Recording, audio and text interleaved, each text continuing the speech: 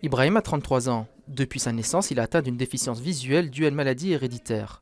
Aujourd'hui, à l'aide de cette tablette en relief, il tente de découvrir ce qui est affiché sur l'écran de son ordinateur. C'est quand même assez abstrait, mais c'est intéressant de pouvoir un petit peu se faire une image mentale de ce que la page, à quoi la page ressemble. Ça permet aussi de voir un peu la mise en page de notre site, sauf que c'est fait sous forme de petits points. Si Ibrahim est spécialisé dans la communication marketing, le jeune homme a tout de même souhaité suivre une formation dédiée au codage informatique. Ça m'intéresse pour des raisons d'accessibilité, premièrement, et aussi pour des raisons personnelles et même pour des raisons d'emploi, puisque comme je travaille dans la communication marketing, mais que je vise à faire du digital, forcément, j'interagis avec des templates WordPress, j'interagis avec du blog, j'interagis avec des réseaux sociaux. Comme Ibrahim, 4 autres étudiants sont présents à cette formation dédiée aux personnes atteintes d'une déficience visuelle.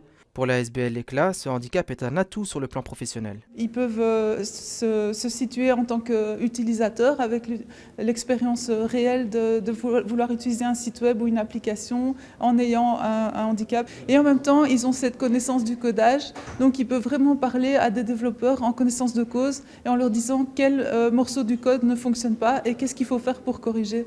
Donc ils ont cette expertise double à la fois d'utilisateur et de codeur. Si actuellement la formation a une durée de 2 ans, à partir de septembre 2022, elle se déroulera sur une période de 10 mois.